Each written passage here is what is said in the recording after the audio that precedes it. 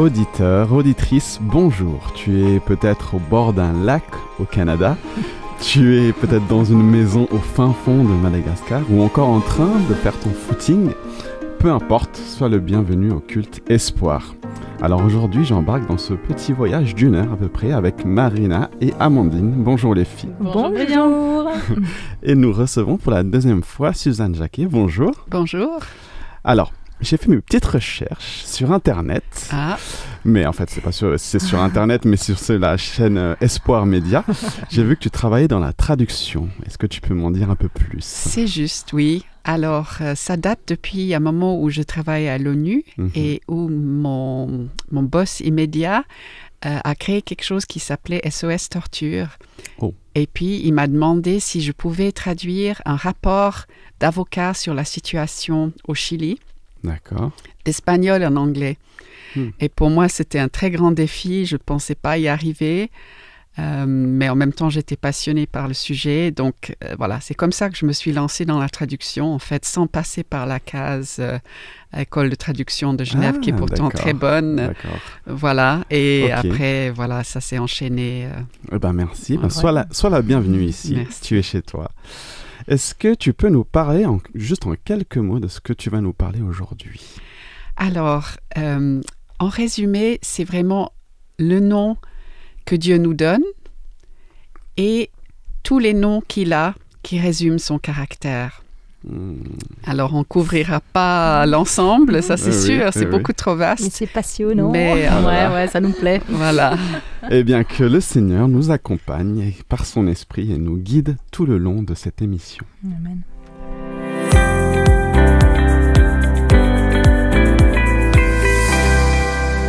Alors, nous commençons tout de suite par la chronique Dieu dans ma semaine.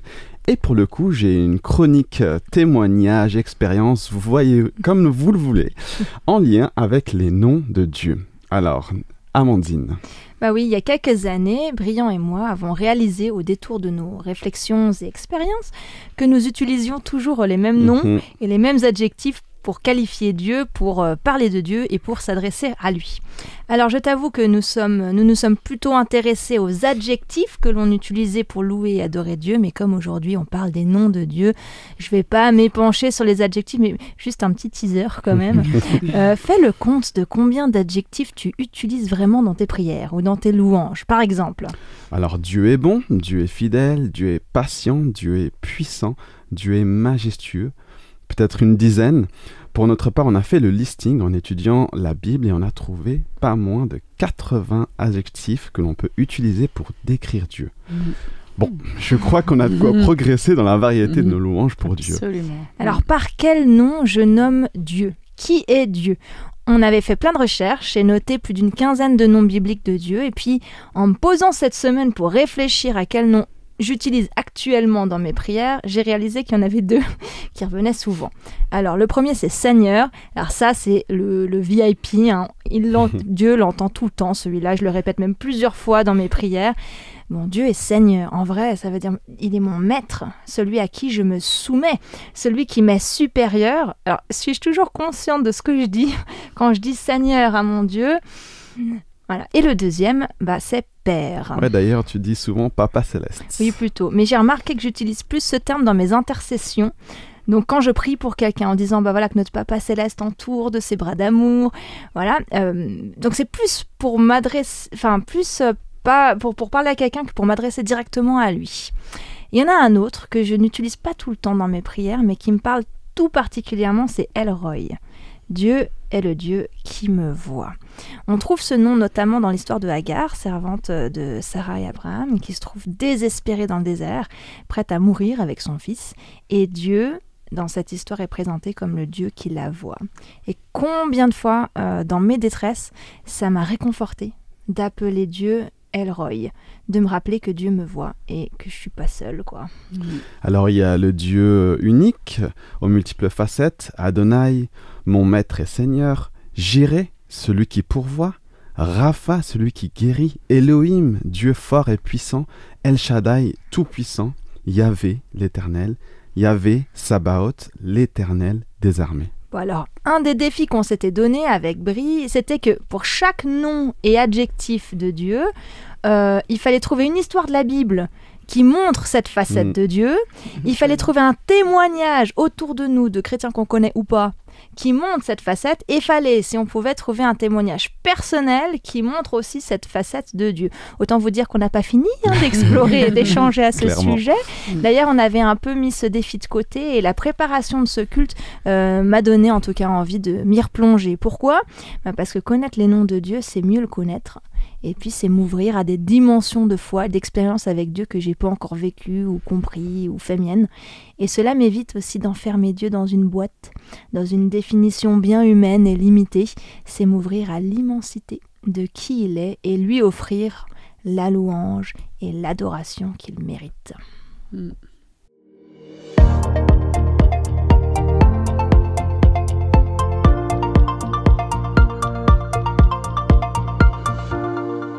La promesse du jour se trouve dans le livre d'Ésaïe au chapitre 43 au verset 1. « Maintenant Israël, le Seigneur te dit ceci, lui qui t'a créé et qui t'a formé. N'aie pas peur, je te libère, je t'appelle par ton nom, tu es à moi. » Et j'aime particulièrement ce Dieu qui, dans l'infiniment grand et l'infiniment petit, dans tout l'univers, sait qui je suis. Sur les presque 8 milliards d'êtres humains que nous sommes, nous représentons aujourd'hui, il me reconnaît, il connaît mon nom. Comme tu disais justement, Amandine, il me voit. Il n'hésite pas à m'appeler pour me rassurer dans les tempêtes de ma vie. Et j'aime particulièrement ce Dieu tout-puissant qui se fait accessible. Amen.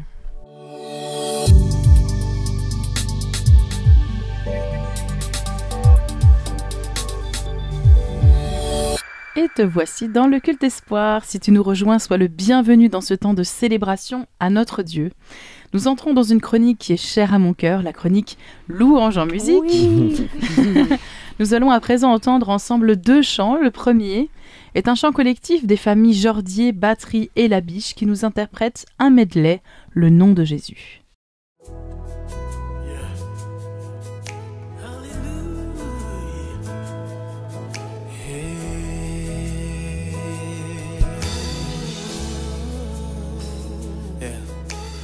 Mon refuge est en toi, Père, je trouve la foi. Guide-moi,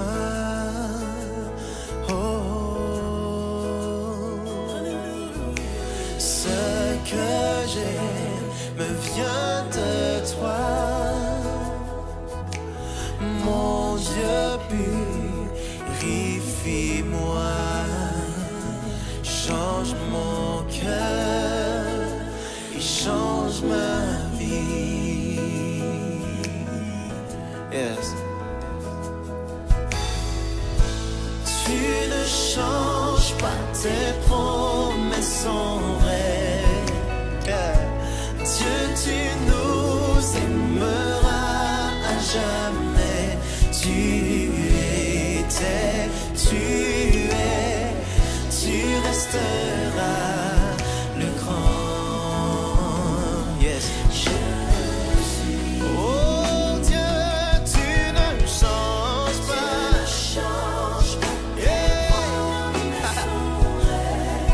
Dieu, tu nous aimeras jamais. Tu étais, tu es, et tu restes.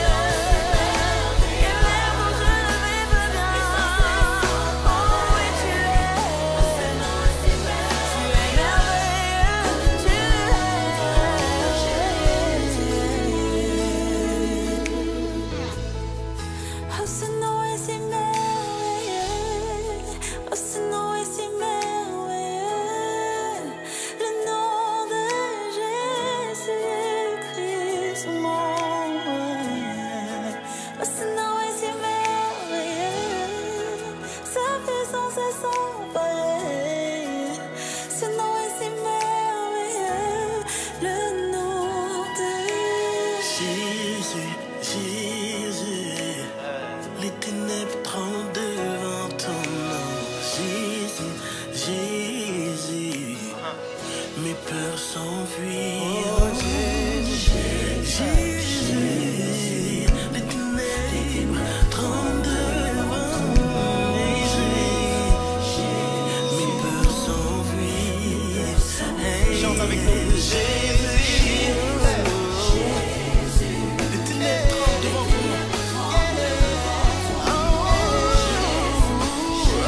Mes peurs s'enfuient.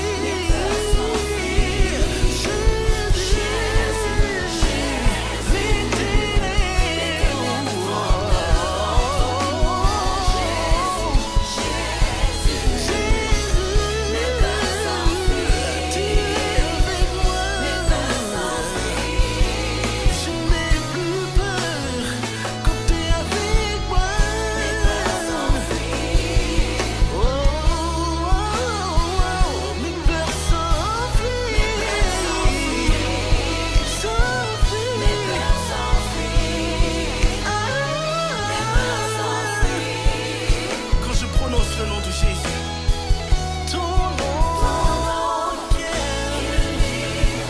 la vérité, la puissance. Ton nom surpasse tout autre nom.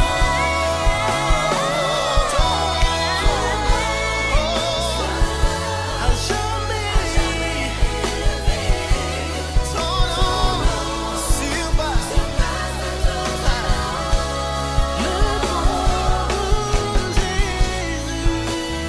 Chante avec moi.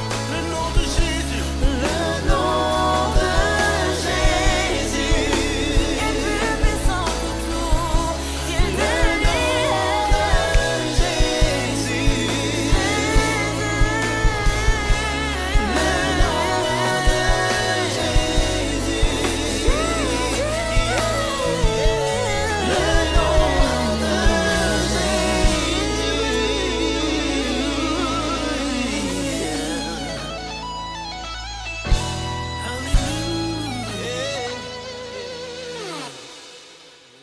Pour tout ce que tu es, reçois la gloire.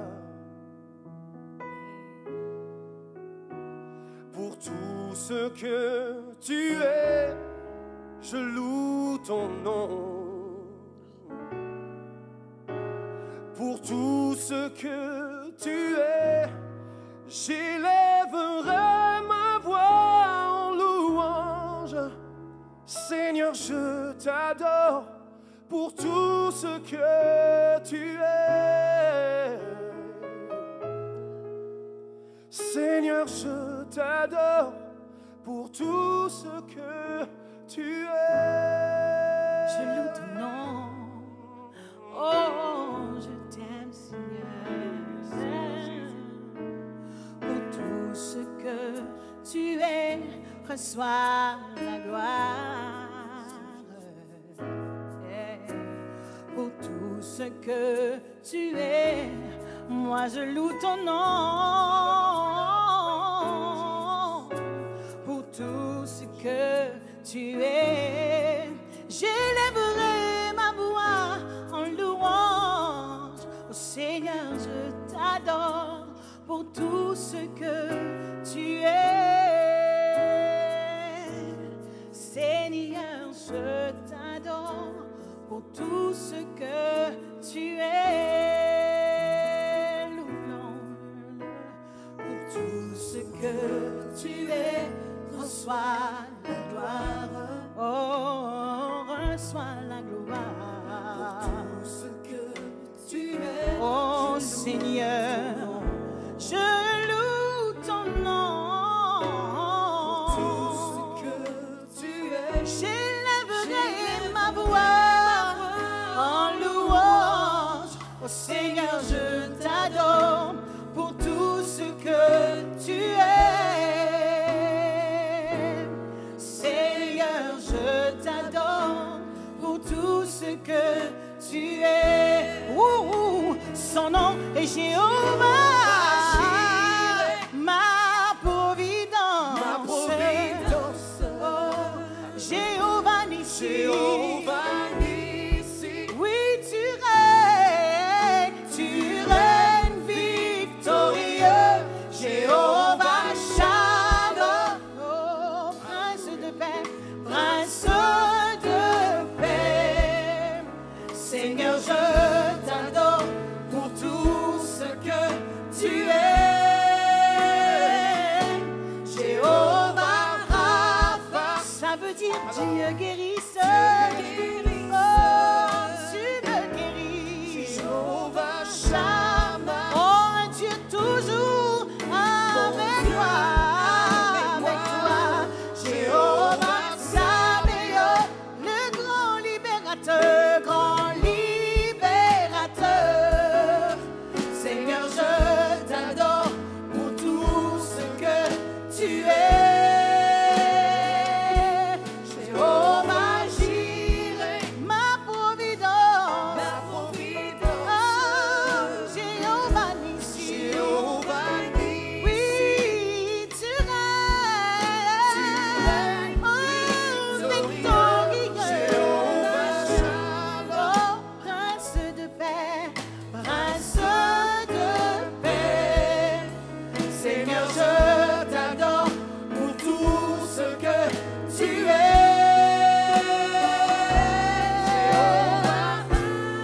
oh quand mon corps ne répond plus, tu me guéris, Jéhovah Shammah, oh Dieu toujours avec moi, Jéhovah Sabaoth, il est libérateur, Seigneur je t'adore pour tout ce que tu es,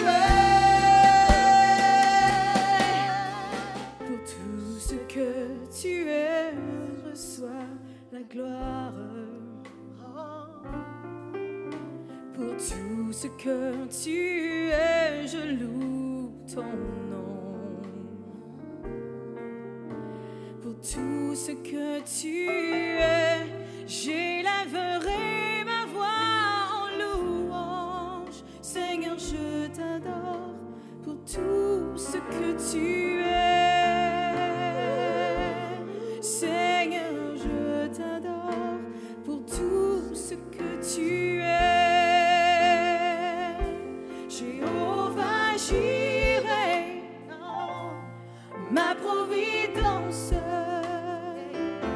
Jéhovah Nissi, tu règnes victorieux, Jéhovah Shalom,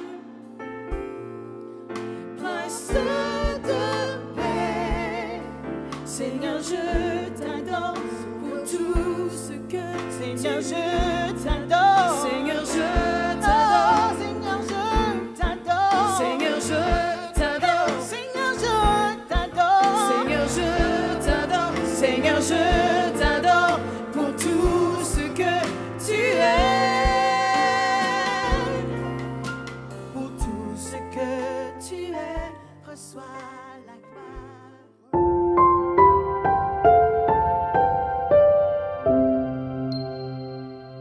Amen. Amen. Alors aujourd'hui, nous parlons des noms de Dieu et j'aimerais te partager un témoignage qui nous parle de Dieu Yahweh Rapha, qui veut dire notre Dieu qui guérit. Alors c'est le témoignage de Edeline, qui est une chrétienne atteinte de vitiligo. C'est une maladie auto-immune qui se caractérise par des taches blanches de dépigmentation. Alors quand la société lui a collé des étiquettes, des qualificatifs qui la faisaient souffrir, Dieu l'a restaurée dans son identité. Alors je te laisse écouter ce témoignage qui est tiré du site adventiste de la Fédération France Nord. Bonjour, je m'appelle Edeline et je vais partager avec vous mon expérience à propos de ma maladie nommée le vitiligo. Le vitiligo est une maladie de la peau où la peau se dépigmente. Cela peut toucher notamment les mains, les pieds, les genoux, les coudes, mais également le visage. En ce qui me concerne, sur certaines parties de mon corps, je suis blanche. Je ne suis pas née avec le vitiligo, mais je l'ai eu très jeune, vers l'âge de 2 ans. Au sein de ma famille, j'ai toujours été acceptée telle que j'étais. Ma famille est unie et soudée. Et je me souviens encore que durant mon enfance et ma jeunesse, ma mère m'a amenée dans différents hôpitaux, consulter plusieurs dermatologues pour trouver des soins et des conseils. Mais, à ce jour, en France, il n'existe pas de traitement qui soigne vraiment la maladie, car j'ai essayé beaucoup de traitements sans succès. À la maison, j'étais protégée et aimée. À l'extérieur de chez moi, c'était autre chose. Aux yeux des enfants, j'étais différente.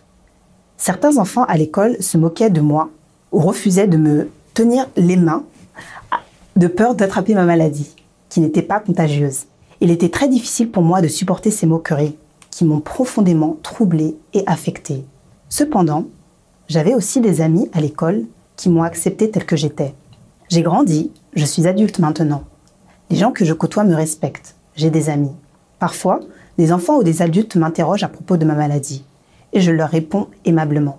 Mais à cause de ce que j'ai vécu pendant mon enfance, j'ai développé un complexe. Je me demandais pourquoi Dieu m'avait créé comme cela. J'aurais aimé être quelqu'un d'autre, être normal et avoir une seule couleur de peau.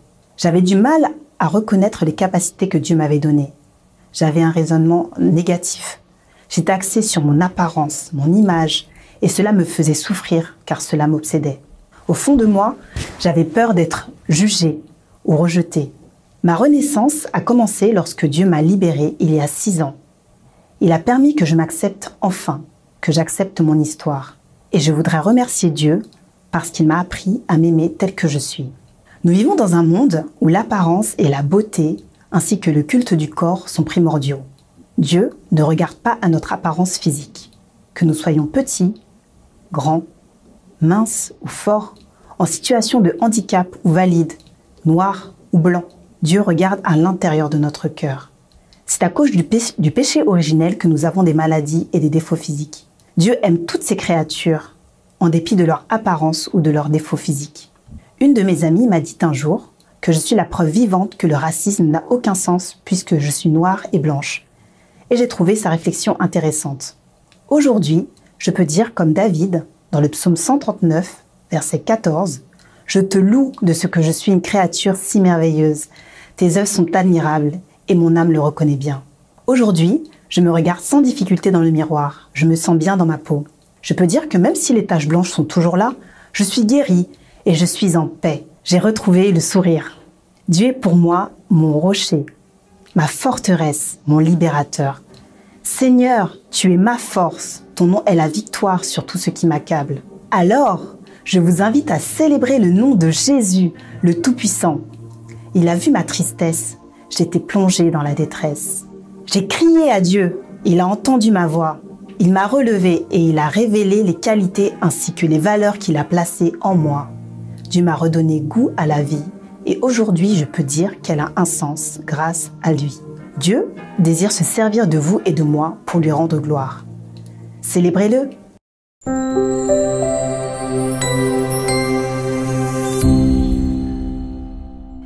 Alors Suzanne, les noms de Dieu, la parole est à toi. D'accord, merci beaucoup. Alors, comme début de réflexion, il y avait entre autres cette chose que Dieu dit dans le livre d'Exode à Moïse. Il dit « T'as trouvé grâce à mes yeux, je connais ton nom ». Et ça m'a induit toute une réflexion autour du nom qu'on a nous et les noms aussi sous lesquels Dieu se présente. De nos jours, le nom d'une personne établit son identité, mais très souvent sans signification particulière. Selon les cultures, il y a des gens qui ne savent même pas ce que signifie leur nom. Et pourtant, pensons à toutes les fois où on est gêné de ne pas se souvenir du nom de quelqu'un qu'on rencontre et on essaye d'esquiver le problème dans la conversation. Et puis, après, tout d'un coup, quelqu'un surgit et on serait censé faire les présentations. Ah oui, et là, c'est mort. Terrible. C'est vraiment terrible. Ou alors, les enfants, adolescents ou jeunes adultes qui parlent souvent de leurs amis et si on n'arrive pas à se souvenir de qui était l'ami, alors ils ne sont pas contents du tout. Pas écouté, oui. Non, c'est vraiment très, très important malgré tout, même si on n'a pas cette culture de savoir ce que signifie chaque nom. Et à l'inverse, comme on se sent bien quand même quand quelqu'un se souvient de notre nom, alors qu'on l'a peut-être rencontré qu'une fois, mais on se sent important aux yeux de cette personne parce qu'il se souvient de notre nom. C'est vrai, ça. Et alors, en réfléchissant au nom, si on commence tout au début de la Bible, on voit que l'activité principale d'Adam, c'était de nommer les animaux. Et on se dit, c'est incroyable. Pourquoi est-ce que ça avait une importance? Ben, manifestement, Dieu voulait déjà montrer à quel point pour lui, le nom est important pour toutes ces créatures, y compris les animaux, et il a confié cette tâche à Adam. C'était un privilège pour lui. Et dans la Bible, cette importance du nom tient aussi beaucoup au fait qu'il y a une relation entre le nom et la personne, sa nature profonde qu'il a pour but de révéler. Il exprime des fois la personnalité à tel point qu'il est dit vraiment que connaître le nom, ça va être le connaître de manière intime. Quelque chose à quoi nous accrocher pour mieux connaître la personne. On a un exemple incroyable dans le récit de Genèse 32, lorsque Jacob lutte avec l'ange, puis qu'il lui dit « Fais-moi, je te prie, connaître ton nom. » Et puis l'ange répond « Pourquoi tu demandes mon nom ?» Et il le bénit là. Donc il ne répond pas, il ne donne pas son nom, mais il le bénit. Et un peu plus loin, toujours dans l'Ancien Testament, quand un ange apparaît pour promettre un enfant à un couple, Manoah et sa femme, Manoah dit aussi de nouveau à l'ange « Quel est ton nom ?» afin que nous te rendions gloire, parce qu'il voulait pouvoir dire à quelqu'un « Je te rends gloire de cette promesse qui va s'accomplir. » Et puis l'ange lui dit « Pourquoi demandes-tu mon nom? Il est merveilleux. » On a déjà entendu dans un chant tout à l'heure, « Il est merveilleux. » Et une traduction dit « C'est un mystère, c'est une chose cachée. » Donc, selon la Bible, vraiment, connaître le nom, c'est entrer dans le secret de la personne qui le porte, le connaître et établir une relation vraiment privilégiée. Et Jésus, quand il était sur terre, il a dit des choses très importantes sur cette notion de connaître et le nom. Quel rapport? Dans le fameux passage où il dit « Je suis le bon berger, je connais mes brebis et elles me connaissent ». Après, il dit celui qui entre par la porte est le berger, donc il parlait de lui-même. Les brebis entendent sa voix. Il appelle par leur nom les brebis qui lui appartiennent. Et ça, on le sait quand on est dans une foule ou quelqu'un, on veut que quelqu'un nous entende. Si on dit juste « Oh, oh, oh », ça ne va rien donner. Il faut pouvoir donner le nom pour que la personne dans la foule se retourne et dit « Ah oui, c'est moi ». Et donc, il est dit que les brebis, à leur tour, donc elles sont appelées par leur nom, elles connaissent sa voix. Donc, ça veut dire qu'elles ont passé du temps avec lui déjà, elles connaissent sa voix, mais on voit que c'est pas seulement connaître sa voix, mais aussi son nom. Parce qu'un peu plus loin, dans le Nouveau Testament, lorsque la lettre aux Hébreux, qui était en fait une sorte de prédication qui était faite aux Hébreux, l'auteur, il dit, là je vais lire exactement, « Autrefois, Dieu a parlé aux ancêtres par les prophètes, et il leur a parlé souvent et de mille manières. Maintenant, Dieu nous a parlé par son Fils. Ce Fils est vraiment ce que Dieu est. » Donc, on a déjà cette notion du nom qui... le Fils, c'est à la fois un nom et un statut par rapport à son Père. Et on va y arriver aussi plus tard.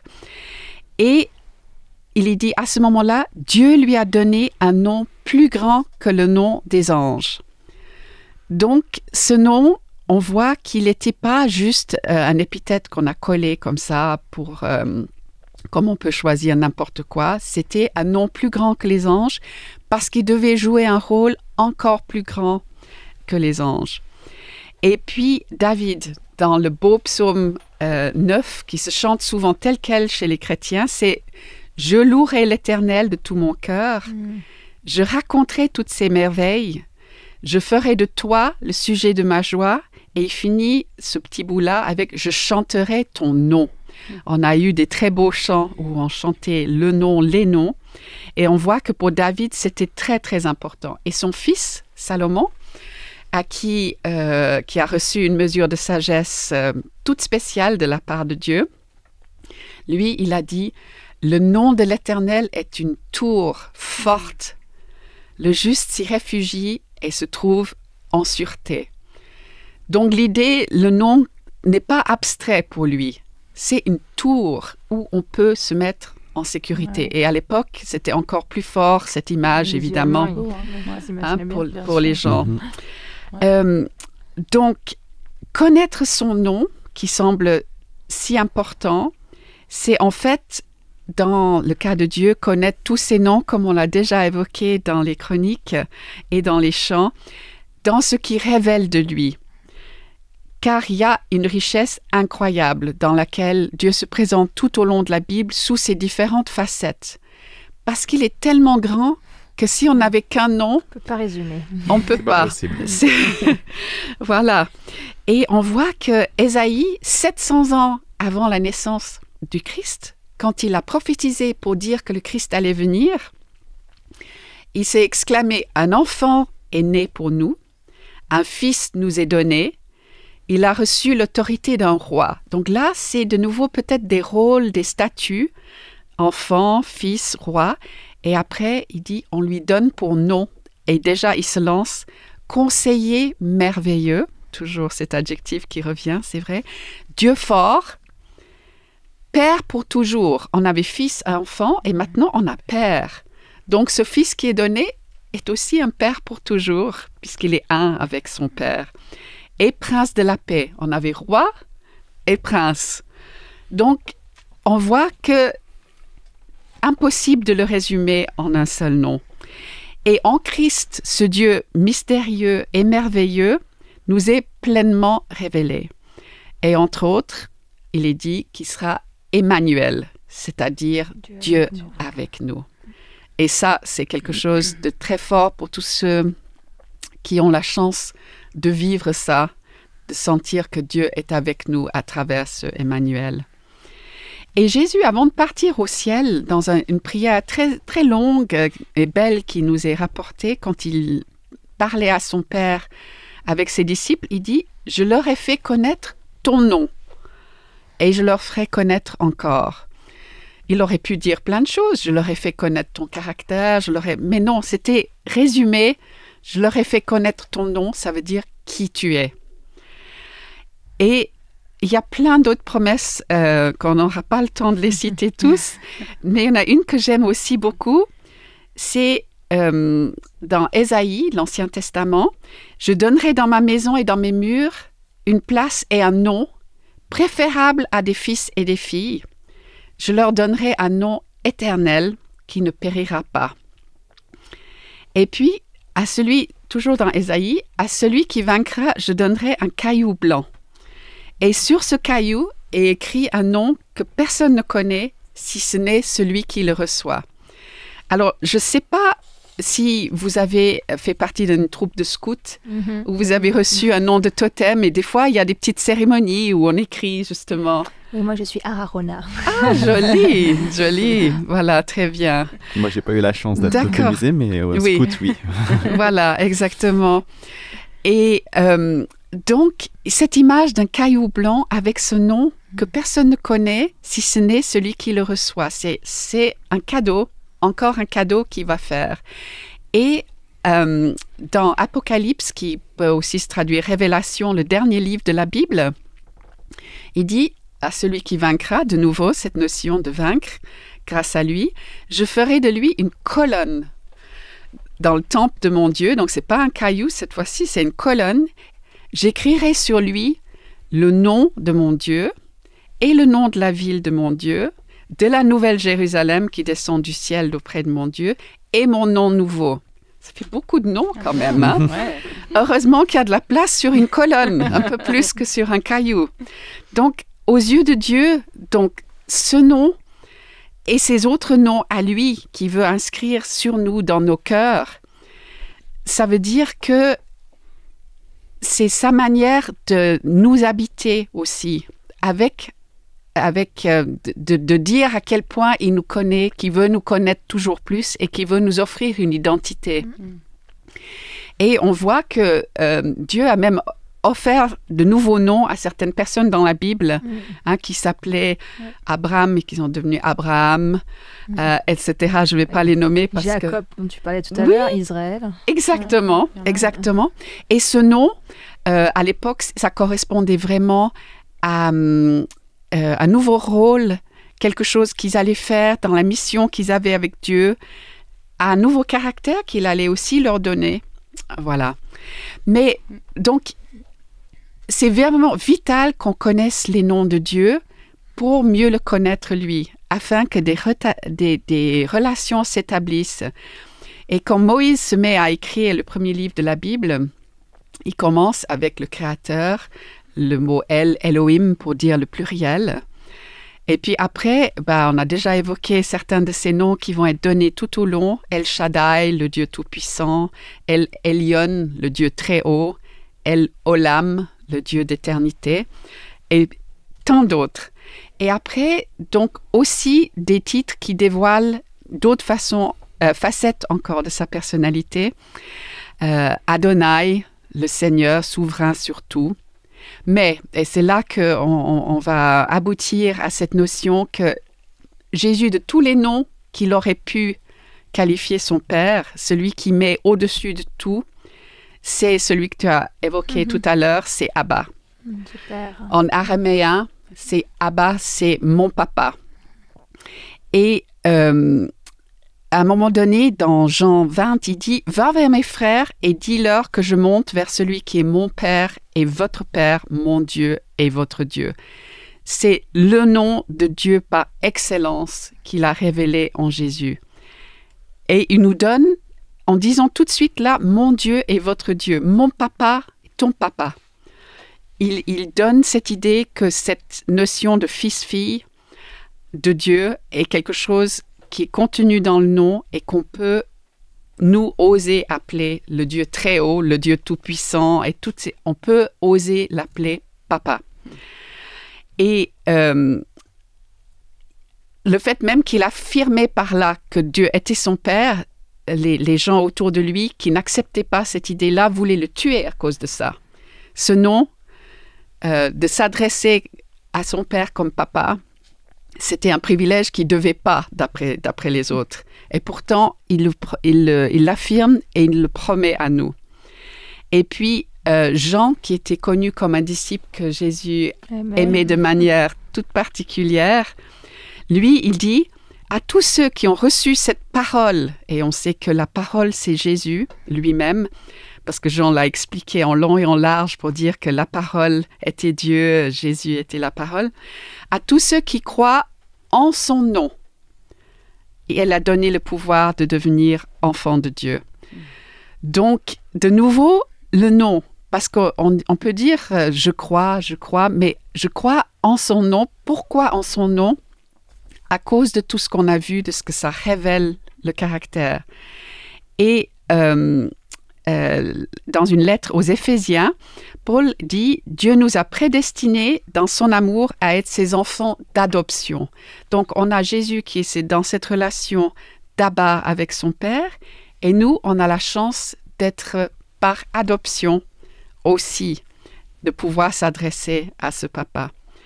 Et alors, il est même dit dans Galates, nous avons reçu cet esprit d'adoption par lequel nous crions Abba. Et je crois qu'il y a des fois où on crie vraiment. Ouais. On peut crier de joie, on peut crier de tristesse, on peut crier d'angoisse, mais on peut crier ce nom Abba. Et c'est une manière de dire oui, je veux te connaître comme Jésus t'a connu. Je veux à travers Jésus être ton fils, ta fille et te connaître par ce nom de Abba. Et quand on a ce papa dans le ciel, c'est complètement autre chose que le petit papa Noël qui descend du ciel avec des cadeaux plus ou moins par milliers, mais c'est tellement flou, c'est tellement kitsch, c'est une image qu'on a associée. Mais là, ce papa dans le ciel, c'est totalement autre chose parce qu'il est vraiment descendu du ciel et il est descendu avec le cadeau par excellence qui était lui-même.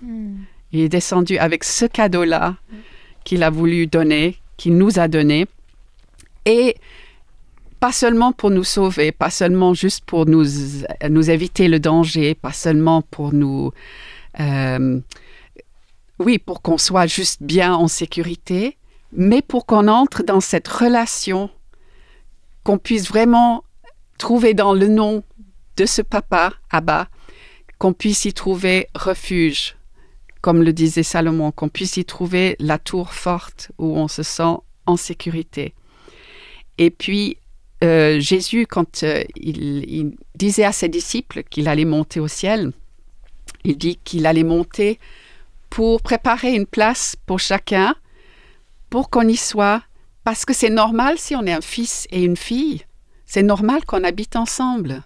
La plupart des gens, il y a des familles maintenant où c'est compliqué des fois de vivre au même lieu, mais au fond, si on fait partie de la famille, si on connaît ce papa, on a envie de vivre là où il est, et puis c'est ça aussi que Jésus a promis à ce moment-là.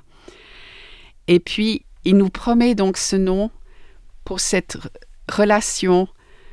Il nous promet qu'on peut vraiment appeler ce Dieu très haut, notre papa. Et voilà, je vous laisse avec cette idée-là. Merci.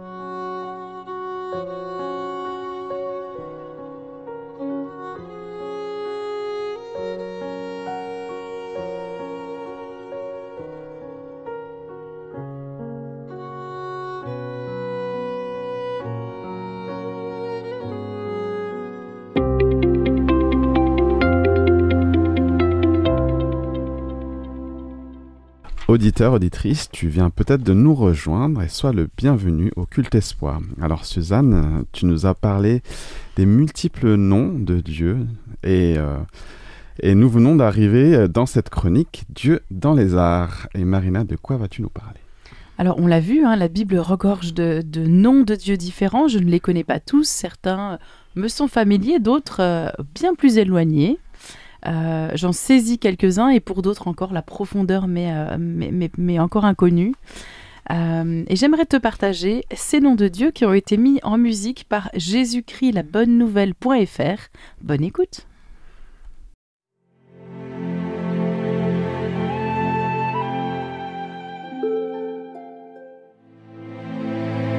Or, sans la foi, il est impossible de lui être agréable. Car il faut que celui qui s'approche de Dieu croit que Dieu existe et qu'il est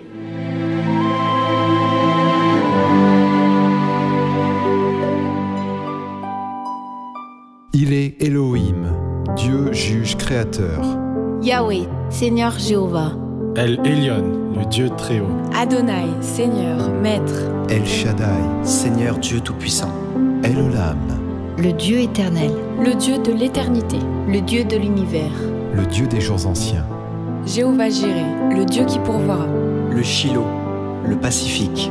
Jéhovah Rapha, le Seigneur qui guérit. Jéhovah Nissi, l'Éternel, ma bannière. Il est Kana, jaloux. Jéhovah Mkadesh, l'Éternel qui te sanctifie, l'Éternel qui te rend saint. L'astre qui sort de Jacob. Le sceptre qui s'élève d'Israël. Le maudit de Dieu. le chef de l'armée de l'Éternel. Jéhovah Shalom, l'Éternel paix. Jéhovah Tsabaoth, l'Éternel des armées. Le rocher de mon salut. La lumière du matin quand le soleil brille. Une matinée sans nuages. Il est l'arbitre, l'intercesseur. Couronné avec une couronne d'or pur. Il est le rocher de mon salut. Un objet de bénédiction pour toujours.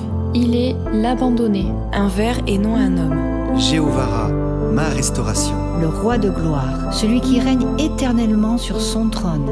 Un étranger, un inconnu. Il est mon rocher protecteur, mon rocher et ma forteresse. Le plus beau des fils de l'homme.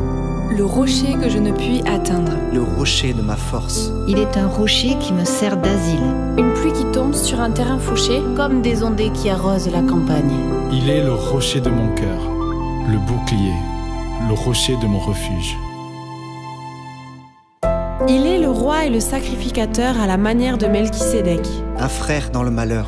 Il est l'ami qui aime en tout temps. Une pierre précieuse. Un ami plus attaché qu'un frère, un parfum qui se répand.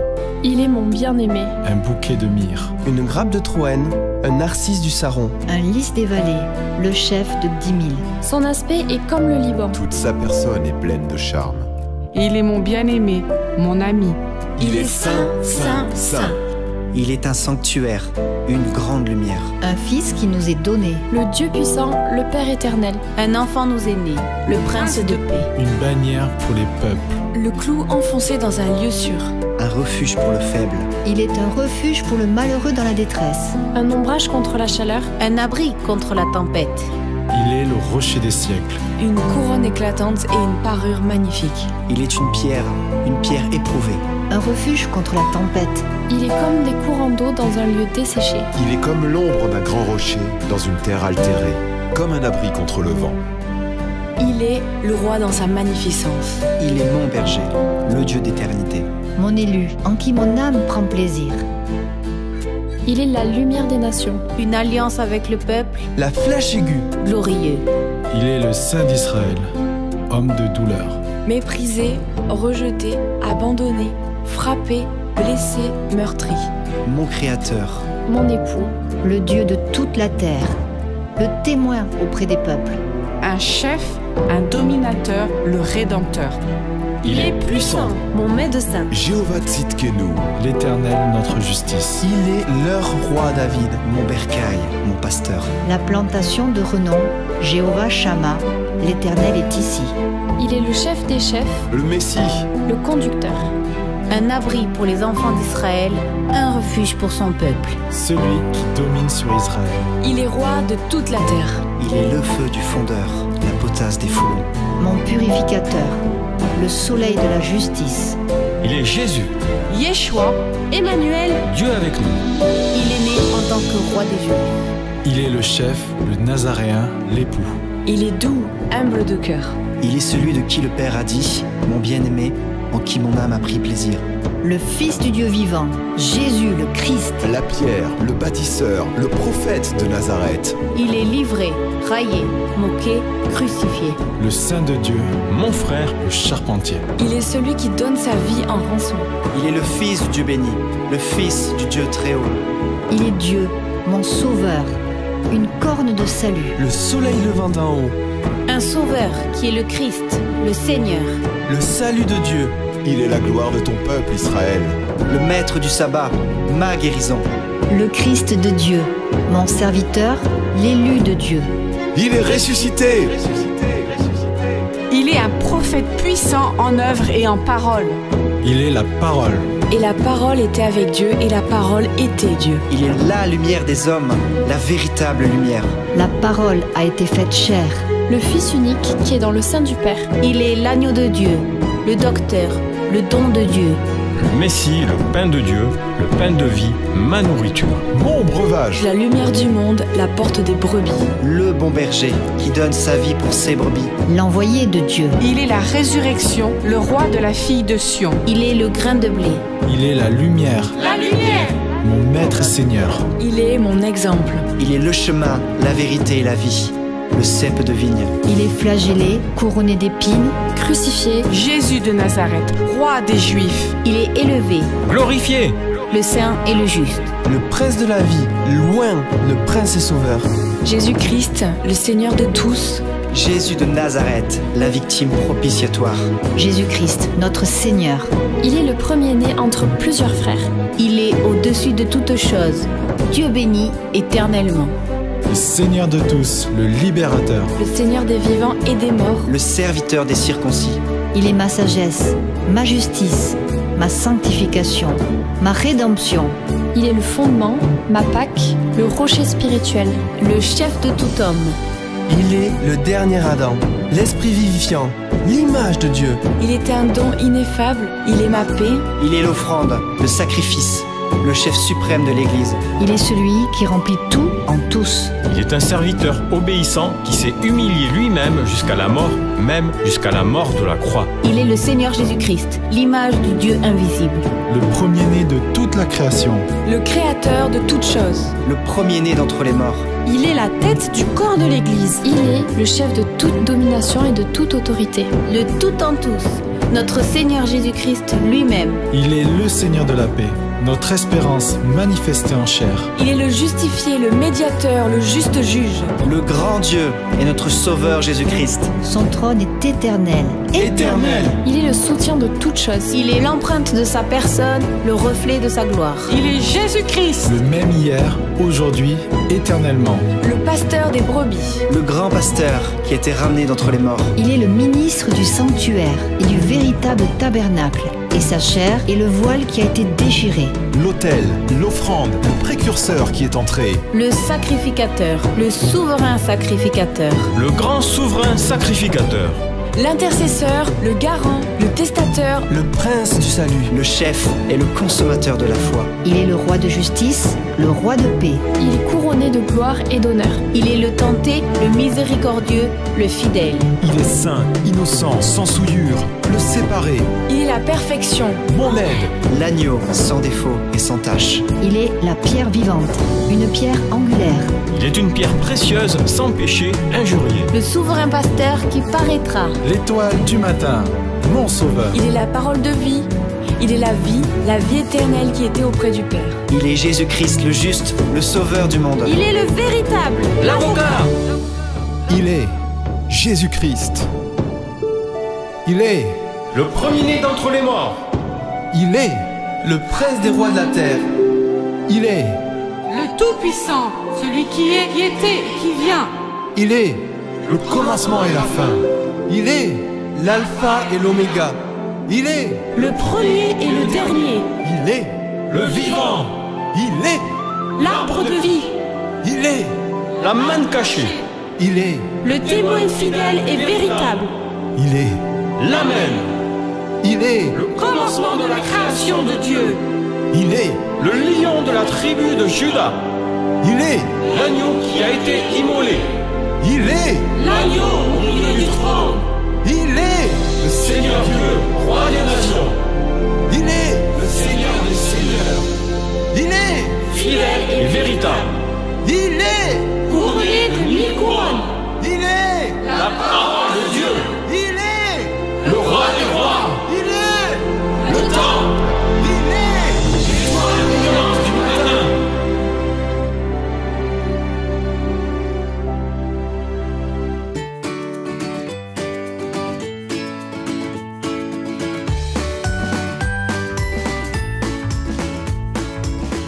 Amen, moi ça en fait des noms et des adjectifs. Hein. Ils en ont trouvé plus que nous, je crois, Il n'y a pas photo. Alors Suzanne, tu as accepté d'être notre invitée au Culte Espoir et nous t'en remercions. Nous aimerions en savoir un peu plus sur toi et ta vie de foi, parce qu'au-delà des réflexions spirituelles, tu es surtout une enfant de Dieu, comme tu disais, qui croit en Jésus. Serais-tu d'accord de répondre à quelques questions pour cette chronique ? D'accord. Alors, quels sont les noms de Dieu et les adjectifs pour décrire Dieu que tu affectionnes tout particulièrement? Voilà, alors vous étonnerez pas que je dise Abba en premier. Forcément. Mais aussi, c'est Yahvé Jireh, c'est l'Éternel pourvoira avec cette histoire d'Abraham où le sacrifice, c'est Dieu qui l'a pourvu, ce sacrifice, donc Dieu pourvoira. Puis Yahvé Rapha, l'Éternel qui guérit, je l'ai appris récemment, en fait, le nom d'une amie de ma fille qui s'est mariée, Raphaël, et puis ma fille devait faire un discours, puis on a regardé ensemble pour, voilà. Et c'est là que j'ai compris que Rapha, enfin, je ne le connaissais pas.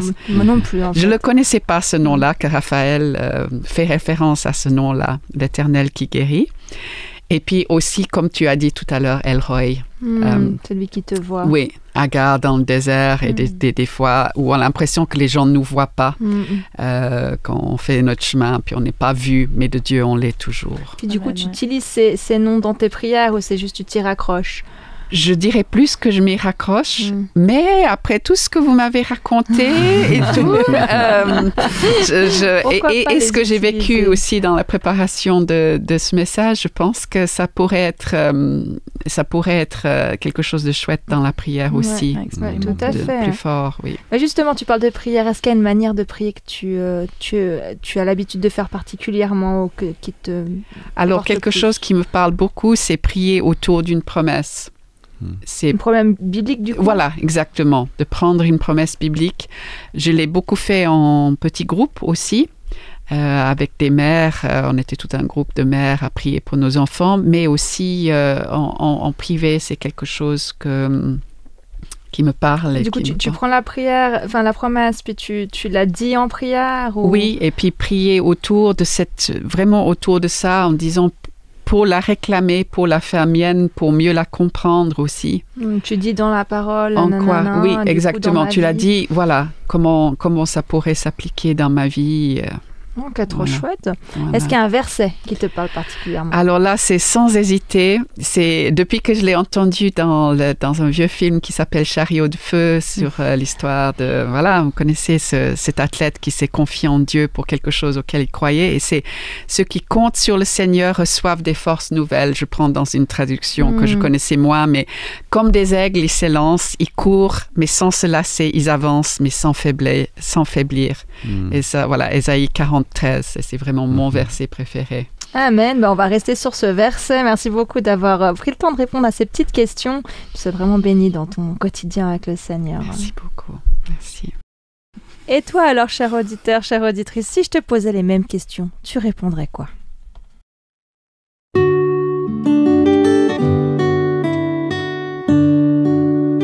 Est-ce que Suzanne, tu souhaiterais nous unir dans la prière? D'accord. Oui. Oui, papa, Abba, nous venons vers toi pour te dire toute notre reconnaissance parce que tu nous vois et tu nous connais par notre nom. Et pas seulement ça, mais tu as promis de nous donner un nom nouveau. Et tu as permis que nous puissions nous adresser à toi en toute simplicité, comme des fils et des filles, aimés par toi. Et je te prie de rester avec nous par rapport à ce que nous avons vécu, ce moment de culte, par rapport à ton nom, par rapport au nom que tu veux nous donner, que ça puisse faire écho dans nos cœurs toujours plus et que nous puissions sentir que connaître ton nom, connaître tes noms et que tu nous connaisses, c'est un moyen de vivre cette relation privilégiée, intime avec toi, de nous sentir vraiment en sécurité, de pouvoir nous livrer sans phare l'un à l'autre. Je te remercie de toutes les assurances, de toutes les promesses que tu nous donnes, y compris par rapport à ces noms, et qu'elles puissent devenir partie intégrante de notre vie quotidienne. Au nom de ton Fils Jésus. Amen. Amen.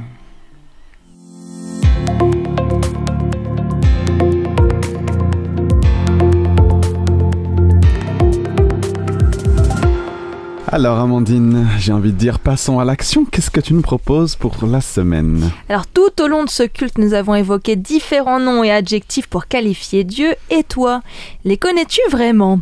Pour cette chronique Action, j'aimerais te proposer de réfléchir aux noms et adjectifs que tu utilises pour t'adresser à Dieu, pour le nommer, pour le louer. Peut-être note-toi ces noms quelque part, fais-toi une petite liste. Et puis prends ta Bible. Réfléchis aux témoignages que tu as déjà entendus, aux témoignages de ta propre vie. Peut-être prends une concordance sur Internet ou va réécouter l'audio que Marina nous a fait écouter dans la chronique Dieu dans les arts. Et rallonge ta liste avec d'autres adjectifs. Cherche les autres noms de Dieu. Tu peux en faire un sujet de prière, que le Seigneur t'éclaire sur qui il est pour qu'il t'aide à explorer ces multiples facettes, qu'il enrichisse ta compréhension de qui il est à travers ses noms et ses adjectifs et qu'il enrichisse ton vécu de louange et d'adoration du coup, parce que tu vas pouvoir utiliser tous ces adjectifs et ces noms pour t'adresser à lui. Et puis dans un deuxième temps, j'aimerais te proposer un temps de prière personnel avec Dieu pour qu'il t'indique si ce n'est quel nom, quels adjectifs lui utilise pour te qualifier, toi. Nous, ses enfants, nous sommes ses bien-aimés, ses tendres, ses courageux enfants. Il saura, à sa manière et adapté à ta manière de l'entendre, te souffler ses mots d'amour. Eh ben merci Amandine, merci. Et puis, belle découverte à toi, auditeur, auditrice. Alors, l'émission touche à sa fin. Merci à toi, Suzanne, d'être venue pendant ces 2 cultes. Merci aussi à vous deux, Amandine et Marina, pour vos partages. Plaisir. Et merci. Et auditeurs, auditrices, merci d'être restés avec nous. Sois bénis. Et voilà, que tu sois accompagné par Dieu personnellement cette semaine. Et je te donne rendez-vous la semaine prochaine. Ciao!